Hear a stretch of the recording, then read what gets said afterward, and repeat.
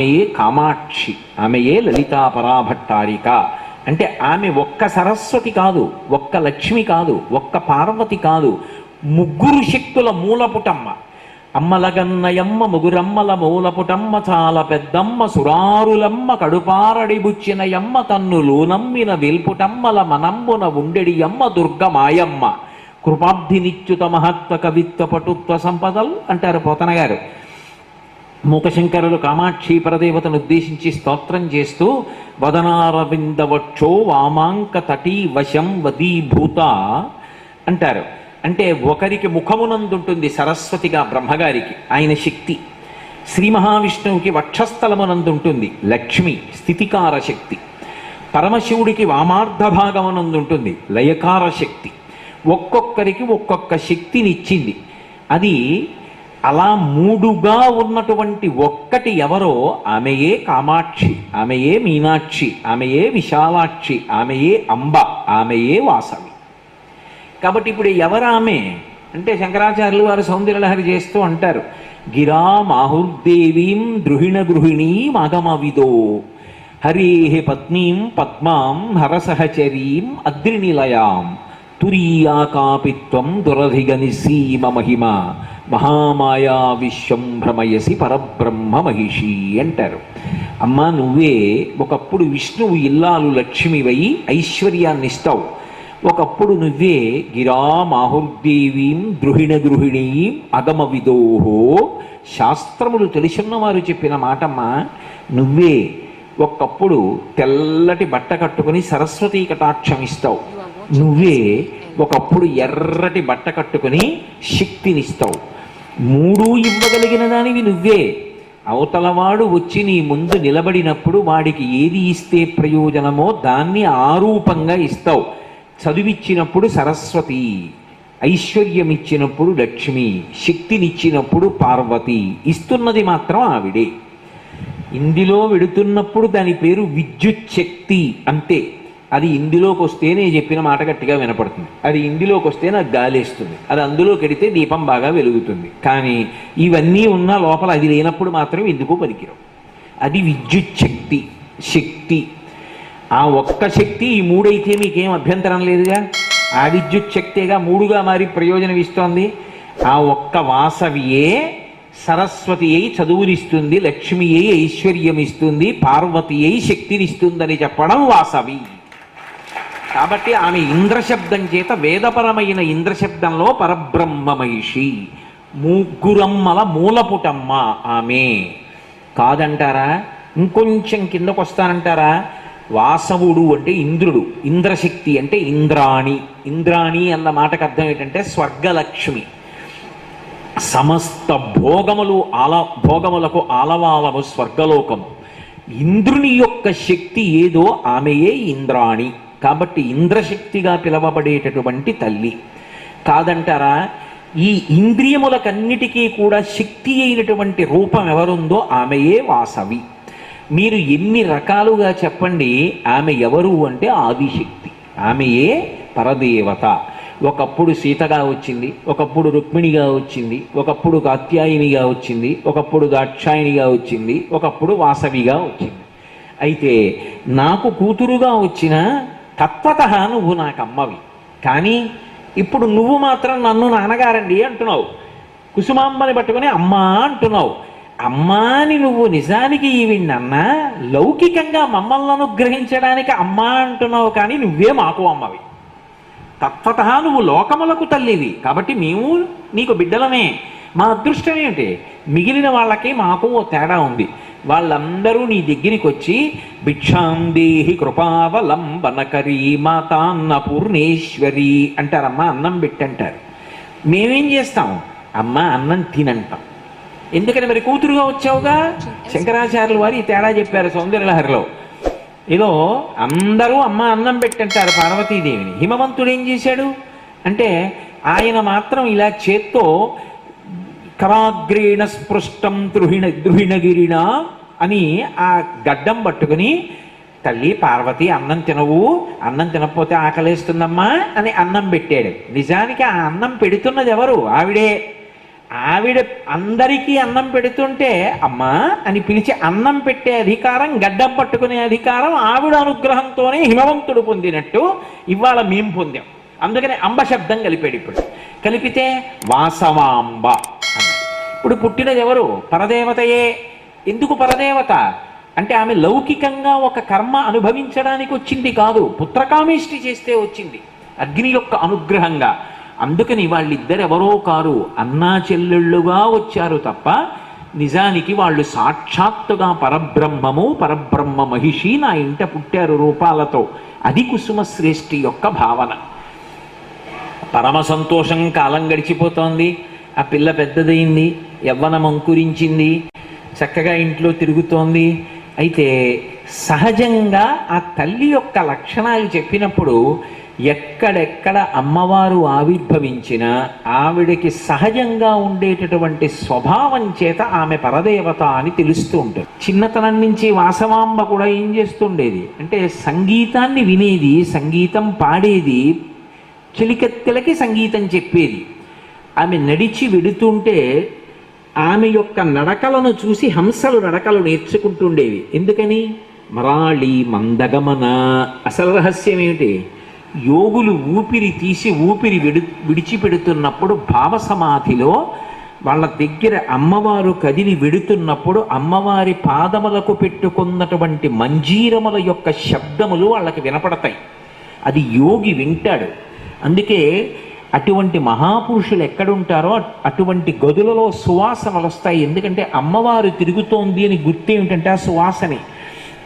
శంకరాచార్యులు వారు సౌందర్యలహరిలో చెప్తారు ఆ రహస్యం. ధునోతుద్భంతం నస్తులిత దళితేందీ వరవనం ఘనస్నిగ్ధ శ్లక్షణం చిగురనిగురంబం తవ శివే అంటారు. ఆవిడ జుత్తుకి, జుత్తులో పువ్వులకి కూడా అంత గొప్ప పరిమళం ఉంటుంది. కాబట్టి ఆ తల్లి సంగీత సాహిత్యముల యందు యందు ప్రీతి కలిగి ఉంది వాసవాంబ. విరూపాక్షుడు గురువుగారైన భాస్కరాచార్యుల వారి దగ్గర వేదం నేర్చుకున్నాడు, గుర్రపు స్వారీ నేర్చుకున్నాడు, విలువిద్య నేర్చుకున్నాడు, ధనుర్వేదం నేర్చుకున్నాడు. అంటే రాజ్య సంరక్షణకి కావలసినటువంటి సమస్త విభూతులను ఆయన సంతరించుకున్నాడు. లలితమైనటువంటి భావనలను, విద్యలను ఆమె సహజంగా ప్రకటనం చేసింది. ఇలా కొంతకాలం అయింది. సామంతరాజులు ఎక్కడుంటారో అక్కడికి ప్రభువులు వస్తూ ఉంటారు. ఒకప్పుడు పెనుగొండ విష్ణువర్ధనుడు వచ్చాడు, ఆతిథ్యం ఇచ్చాడు. వచ్చినటువంటి వారికి ఆతిథ్యం ఇవ్వడం ఈ దేశ సంప్రదాయం. కృతీచ ప్రతికర్తవ్యం దేశధర్మ సనాతన అంటారు రామాయణంలో.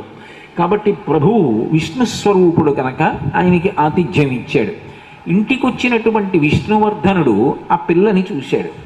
నవయవ్వనంలో ఉంది. ఈమెను నేను వివాహం చేసుకుంటాను అన్నాడు. ఆయన క్షత్రియుడు, వీళ్ళు వైశ్యులు. ఈ పిల్లని ఇవ్వచ్చా క్షత్రియుడికి? అనుమానం వచ్చింది. తండ్రి ఏమీ మాట్లాడలేదు. సరే మీరు నిర్ణయం చెయ్యండి అని చెప్పి విష్ణువర్ధనుడు వెళ్ళిపోయాడు. ఈయన వ్యక్తిగత సమస్యని సమాజ సమస్య చేశాడు కుసుమశ్రేష్ఠి. తానొక నిర్ణయం చెయ్యలేదు. 614 మందిలా ఉంది, నాకు జ్ఞాపకం ఉంటే సరిగ్గా 614 మంది వైశ్య కులాన్ని, 612, 103 దగ్గరగా 714 మంది గోత్రాల వాళ్ళని వైశ్యులందరినీ కూడా సమావేశపరిచి భాస్కరాచార్యుల వారిని ఆధ్యక్షం వహించమన్నాడు. ఆధ్యక్షం వహించమని నా కుమార్తె అయినటువంటి వాసవాంబని విష్ణువర్ధనుడు అడుగుతున్నాడు. ఇవ్వనా ఇవ్వవద్దా అని అడిగాడు. అందులో అధికులు 612 గోత్రములకు చెందినటువంటి వైశ్యులు అన్నారు, ప్రభువుకి నీ కుమార్తె భార్య అవడం, ప్రభువుతో బంధుత్వం కలవడం మనం మరింత బలపడడానికి ఉపయోగపడుతుంది, కాబట్టి పిల్లనియ్యి అన్నారు. కానీ కొంతమంది మాత్రం 102 గోత్రముల వారు మాత్రం అన్నారు అలా ఇవ్వవద్దు, మనకంటూ ఒక సదాచారం ఉన్నది కదూ, కాబట్టి ప్రభువుకి పిల్లనిచ్చి పెళ్లి చేయవద్దు. 2, మనం ప్రభువు అడిగాడు కాబట్టి మన పిల్లని ఇచ్చేయాలని చెప్పి మనకి ఇష్టం ఉన్నా లేకపోయినా ఇవ్వీ మర్యాదకి విఘాతం. ఆమెకి ఇష్టం ఉందా లేదా అన్నదానితో సంబంధం లేదు. ఏదో రత్నహారీ చపార్థివా అని లోకంలో ఒక మాట, లోకంలో ఎక్కడ విలువైన వస్తువు దొరికినా అది ప్రభువుదే అని. ఆయన ఇష్టపడ్డాడు కాబట్టి పిల్లని ఆయనకి ఇచ్చేయడం ఏమిటి? ఆమె మనసుతో సంబంధం ఎక్కడుంది? అసలు ఆమెకి ఇష్టమా కాదా? అలా ఉండడమా ఆమెకి అంగీకారయోగ్యమా కాదా? ఇది విచారించవా? ఆయన అడిగాడని ఇచ్చేస్తావా? ఇవ్వవద్దు. ఆ పిల్లకి ఇష్టమైతే ఇవ్వండి, లేకపోతే ఇవ్వడానికి వీల్లేదు. అసలు అలా ఇవ్వద్దు. రాజుకి పిల్లని ఇవ్వడం ఏమిటి? ఇవ్వవలసిన అవసరం లేదు మనకి. కాబట్టి ఇవ్వకపోతే ఏమవుతుంది? ప్రభువు శక్తివంతుడు, తన యొక్క చతురంగ బలాల్ని తీసుకుని మన మీదకి వస్తాడు పిల్లల్ని తీసుకెళ్ళడానికి. మనం ఏం చేద్దాం? చిట్ట చివరి నెత్తుటి బొట్టు వరకు పోరాటం చేద్దాం. రాజ్య పరిపాలన చేస్తున్నావుగా, యుద్ధం చేద్దాం. మడిసిపోతే మడిసిపోతాం, గెలిస్తే పిల్లని రక్షించుకుంటాం. ఇప్పుడు కొంతమంది వేరు వర్గమైపోయి యుద్ధం చేద్దామన్నారు, కొంతమంది యుద్ధం వద్దు పిల్లనిద్దామన్నారు. ఇప్పుడు అది కుటుంబ సమస్య ఏమైంది? సమాజ సమస్యగా మారి వింది అన్నింటినీ తల్లి. అన్నీ విన్న వాసవాంబంది ఇందులో 2 అంశాలు ఇవిడి ఉన్నాయి. ఒకటి, నేను పెళ్లి చేసుకోవడం. ఇక్కడ పెళ్లి చేసుకోవడం అనేటటువంటి మాటలో నా ప్రమేయం ఉండాలి కదూ, నా ఇష్టాయిష్టములకు కూడా ఒక సంబంధం ఉంటుంది కదూ. స్త్రీ అనేటటువంటిది అబల అన్న భావన కూడదు. మీరు ఎప్పుడైనా సరే అమ్మవారి తత్వంలో ఇది ప్రధాన భాగం, ఇది గుర్తుపెట్టుకోవాలి. స్త్రీ అంటే అబల, ఆమె మన్నేం చేస్తుంది అనేటటువంటి చాలా చులకన స్వభావాన్ని అమ్మవారు అంగీకరించదు. ఒకప్పుడు మహిషాసురుడు అలాగే ప్రవర్తించాడు, అబలను అందించేస్తుంది కాబట్టి అసలు స్త్రీ చేతిలో చనిపోకూడదని నేను వరం అడగనన్నాడు. మహిషాసుర మర్దని అయి చంపేసింది. అబల అనేటటువంటి చులకన భావం కూడదు. ఆమె స్త్రీ, అందంగా ఉంది కాబట్టి నేను పెళ్లి చేసుకుంటాను. ఇది స్త్రీ స్వాతంత్ర్యానికి, స్త్రీ మర్యాదకి భిన్నమైనటువంటి ప్రవృత్తి. అబలగా భావించడం దోషం. 2, వ్యక్తిగతమైన సమస్యని సమాజ సమస్య చేసి ఇవాళ కొంతమంది ఇష్టమని, కొంతమంది ఇష్టం లేదని, కొంతమంది ప్రభువు పక్కన నిలబడి, కొందరు వ్యతిరేకంగా నిలబడి యుద్ధం చేసి నా పెళ్లి కోసమని మీరందరూ తగులాడుకుని ఇంతమంది మరణించి ఇంతమంది నెత్తురు ఏరుగా ప్రవహించడం నాకు ఇష్టం లేదు. ఎప్పుడైతే ఒక స్త్రీ మర్యాద అబల అన్న పేరుతో మంట కలిసిపోతోందో, ఎప్పుడైతే మనం ఎదురు తిరిగి నిలబడలేకపోతున్నామో, మన ఇచ్ఛానుసారం నడవలేకపోతున్నామో, అది 10 మంది సమస్య చేసి 10 మంది దానికోసం మరణించేటట్టు చెయ్యడం కన్నా మనకు ఆ విషయం ఇష్టం లేదు కాబట్టి మనం శరీర త్యాగం చేయడం మంచిది. కాబట్టి నేను గోదావరి నదీ తీరంలో బ్రహ్మకుండం దగ్గర అగ్నికుండాన్ని ఏర్పాటు చేసుకుని అందులోకి ప్రవేశిస్తాను. నేను మీకు మొట్టమొదటి చెప్పాను, దాక్షాయణీ స్వరూపంగా సతీదేవిగా శరీర త్యాగం చేస్తూ ఆమె ఏ సందేశం ఇచ్చిందో ఈ అవతారంలో కూడా ఒక సందేశాన్ని ఇవ్వడానికి వచ్చింది. నేను అగ్నికుండ ప్రవేశం చేస్తాను. ఈ సిద్ధాంతమును అంగీకరించిన వారు కూడా అగ్నికుండ ప్రవేశము చేయవచ్చు. 102 గోత్రముల వారు అగ్నికుండములను ఏర్పాటు చేసుకున్నారు. తల్లిది ఒకటి, 103 అగ్నికుండాలు. గోదావరి నదీ తీరంలో బ్రహ్మకుండం దగ్గర 103 అగ్నికుండములను ఏర్పాటు చేసి ఆ తల్లి అందులోకి ప్రవేశిస్తూ ఒక మాట చెప్పింది. ఇక పైన మీరందరూ ఒక్క మాట జ్ఞాపకం పెట్టుకోండి. ఊరూతదస్య యద్వైశ్య అని కదు వేదవాక్యం. దేశభక్తికి, మనసు స్వచ్ఛంగా ఉండడానికి, సమాజ సేవకి, వర్తక వాణిజ్యములకు, వ్యవసాయమునకు యోగ్యత సహజముగా కలిగినటువంటి జాతి. కాబట్టి మీరు వాటి యందు మనసు లగ్నం చెయ్యండి, విజయం సాధిస్తారు. తప్ప రాజ్య పరిపాలన మీకు సంబంధించినది కాదు. రాజ్య పరిపాలన మీద దృష్టి పెట్టవద్దు. వీటి యందు మీరందరూ కూడా స్థిరపడండి. నా మాటని మీరందరూ కూడా తల్లి మాటగా స్వీకరించండి అని చెప్పి అగ్నికుండ ప్రవేశం చేసేసి శరీర త్యాగం చేస్తుంటే మిగిలిన వారికి అనుమానం వచ్చి, అమ్మా నీ యథార్థ స్వరూపాన్ని ప్రకాశింపచేయి, నువ్వు చిట్ట చివర చరమ సందేశంగా మాకు ఈ వాక్కులు వినిపించావు, అసలు నువ్వెవరు అని అడిగారు. అసలు నువ్వెవరు అని అడిగినప్పుడు ఇప్పుడు మీరు దేవాలయంలో చూస్తున్నటువంటి పరదేవతా స్వరూపాన్ని ప్రకాశింపజేసి, తాను పరమశివుని యొక్క ఇల్లాలినని, సాక్షాత్తుగా భగవతి స్వరూపిణిని చెప్పడానికి త్రిభంగి స్వరూపంగా నిలబడి అంటే నడుం కొద్దిగా పక్కకి వాల్చి, ద్విభుజి అంటే రెండు భుజములు కలిగినదై, లంబిత హస్తం అంటారు, ఒక చెయ్యి ఇలా పక్కకి పెట్టి ఉంచి ఒక చేతిలో పద్మం మొగ్గ పట్టుకుంటారు పువ్వులు, ఆ పద్మాలు చేత్తో పట్టుకొని నేను సాక్షాత్ పరదేవతా స్వరూపాన్ని మీ అందరికీ ఒక సందేశాన్ని ఇచ్చి సమాజంలో మీరు ఏ మార్గంలో వెడితే అభ్యున్నతిని పొందుతారో మీకు చెప్పడం కోసం వచ్చిన దాన్ని. అందుకని నేను ఈ కుసుమ సృష్టికి కుసుమాంబకి కుమార్తెగా వచ్చాను. వారి కర్మ అక్కడతో పూర్తయిపోయింది, ఇక వారు పుట్టవలసిన అవసరం ఉండదు. మీరు తల్లిగా బిడ్డల్ని చేసి చెప్తున్న నా మాట పాటించండి అని వెళ్ళిపోయింది.